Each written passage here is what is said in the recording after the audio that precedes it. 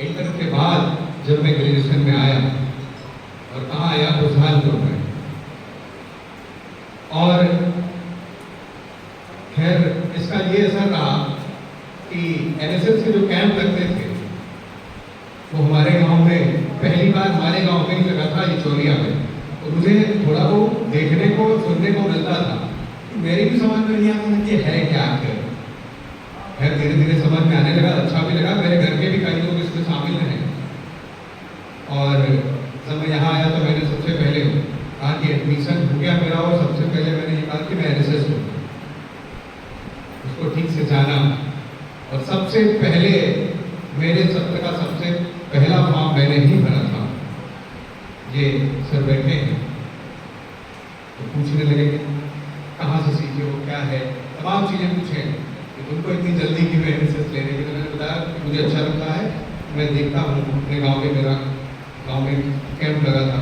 और बहुत पहले मैं जब छोटा था, रामू भाई बैठे हैं मेरे गांव के, याद होगा कि जनेस्मा महाविद्यालय का कैंप बिंद्रा प्रसाद में लगा था, इतना छोटा रहा।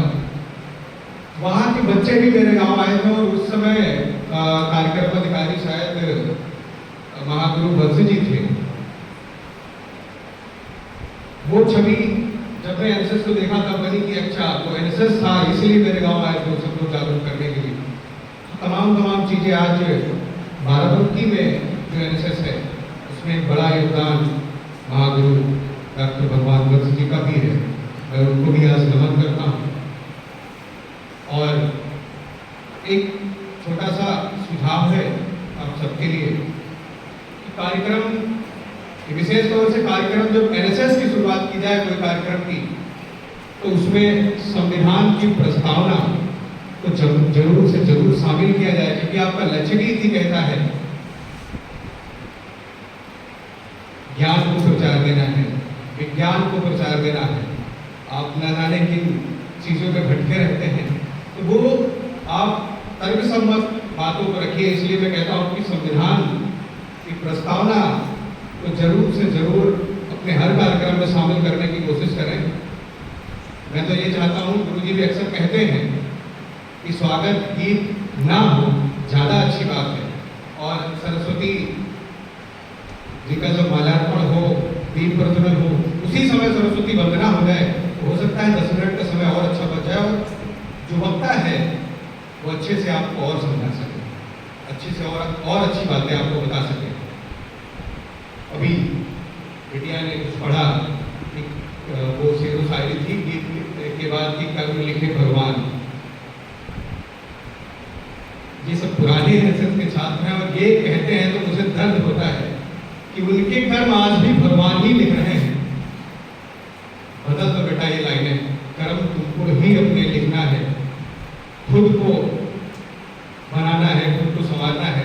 अब ये दोबारा लाइन को चेंज करो, जो भी आपको ठीक लगे, लेकिन अब भगवान के भरोसे आप कब तक बैठेंगे, ये आपको देखना है। मेरे साथ के कई साथी आज यहाँ पढ़ा भी रहे हैं। अगर ये भगवान भरोसे बैठे होते, कर्म लिखे होते, तो आज ये नहीं होते यहाँ। खैर एक बड़ा सवाल उभर के आया, सफलता क्या है। ये होमवर्क है आप सबके लिए कि ढूंढ के लाइएगा सफलता क्या है। और आपका जो लक्ष्य गीत है, जमीन पे आसमां को लाना है। इतना आसान नहीं है, कह देना आसान है। जमीन पे किसको लाना है, किसको, तेज से बोलिए, कैसे। जो लक्ष्य गीत बना है ऐसे थोड़े ना बन गया। अभी अनुपम भैया हमारे बगल में बैठे कह रहे थे कि ये लक्ष्य गीत वाकई इसकी एक एक लाइन आप उसको पढ़िए, उसको देखिए क्या कहती है, वो मोटिव है आपके लिए। आप एक लाइन लक्ष्य गीत की कोई पढ़िए और सोचिए क्या कह रही है। उठे समाज के लिए क्या करना है, क्या है, कोई बोले। स्वयं सजे, किसी और को सजाने की जरूरत नहीं है। आपका लक्ष्य गीत कहता है खुद को सजाना है। और कैसे सजाना है,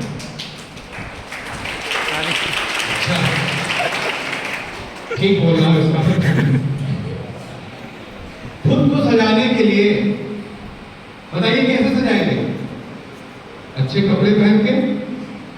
हाँ हाँ, ये भी हिस्सा है ना? नहीं, हाँ बताइए, और बताइए। नहीं पता?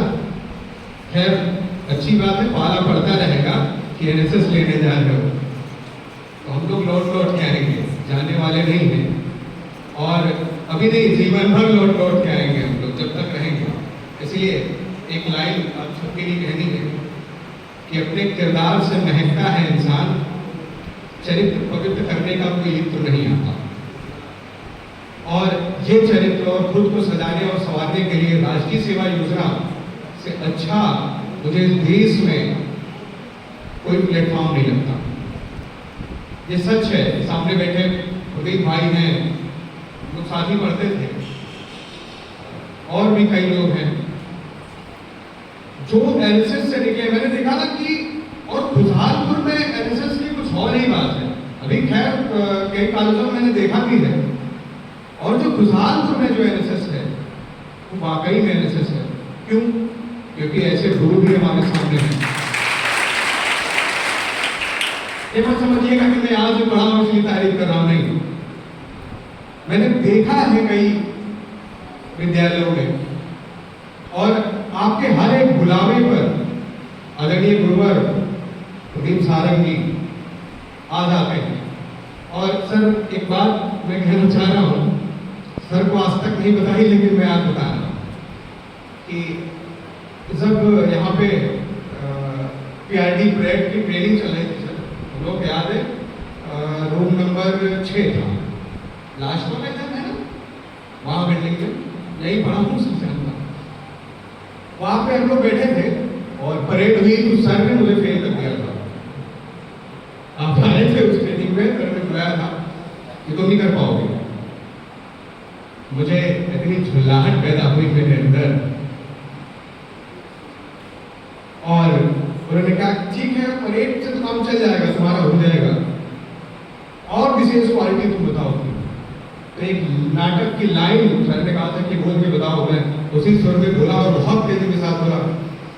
तब उन्होंने कहा ठीक है, और यकीन मानिए उसी दिन के बाद हम जब लोग गए तो हमारे महाविद्यालय के 3 नाम पीआरडी परेड में शामिल हुए, जिसमें एक मैं था, मानसिक थे, और एक रीना लड़की थी।